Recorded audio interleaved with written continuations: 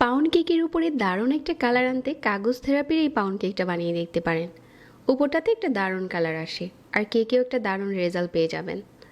অনেক বেশি সফট আর তুলতুলে হয় যদি আপনি এভাবে বানান। 5 ইঞ্চি সাইজের একটা মল্ট নিয়ে আগে থেকে বাটার পেপার বিছিয়ে তেল ব্রাশ করে নিচ্ছি।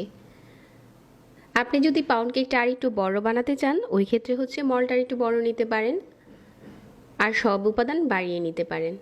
এখন একটা মিক্সিং বোলে নিয়ে নিচ্ছি 50 গ্রামের মতো বাটার। সম পরিমাণ আপনারা তেলও নিতে পারেন। আর একটা নিয়ে নিচ্ছি ডিম। যারা নতুন নতুন কেক শিখছেন তারা খুব বেশি ডিম না দিয়ে এরকম একটা ডিম দিয়ে চেষ্টা করতে পারেন। আর সাথে দিয়ে দিচ্ছি হাফ কাপ চিনি। এখন ডিম, চিনি আর বাটারটা খুব ভালো করে মিশিয়ে নিতে হবে যাতে চিনিটা পুরোপুরি গলে যায় ডিমের সাথে মিশে। এই কাজটা আপনারা চাইলে ইলেকট্রিক বিটার দিয়ে করতে পারেন, আবার চাইলে ব্লেন্ডারেও করতে পারেন। হ্যান্ড উইক্স দিয়ে করলে সময় লাগবে। হাফ কাপ দিয়ে দিচ্ছি ময়দা এখন, আর 1/4 কাপ গুঁড়া দুধ।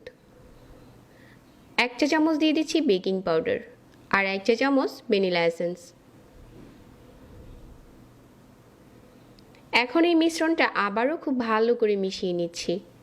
এই পর্যায়ে মেশানোর কাজটা আপনি ইলেকট্রিক বিটার দিয়ে করতে পারেন, যদি হাতের কাছে না থাকে তাহলে ব্লেন্ডার দিয়ে করতে পারেন। মিশ্রণটাকে খুব স্মুথ করে মিশিয়ে নিতে হবে। কেকের মিশ্রণটা এখন মল্টে ঢেলে নিচ্ছি আর এভাবে করে একটু বাড়ি দিয়ে দিচ্ছি। কেক বেক করার জন্য নিয়েছি একটু বড় সাইজের পাত্র। আগে থেকে পাত্রটাকে প্রিহিট করে তারপর লাগবে আমাদের এরকম টাইপের স্ট্যান্ড।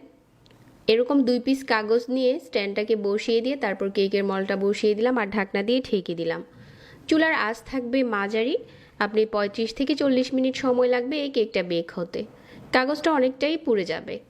তো এভাবে করে যদি বেক করেন তাহলে উপরটাতে একটু কালার আসতে পারে। আপনারা চাইলে এভাবে করে বানিয়ে দেখতে পারেন। এখন চলুন আমাদের আজকের কেকটা কেটে শেয়ার করি যে এটা ভিতর থেকে কতটা সফট হয়েছে।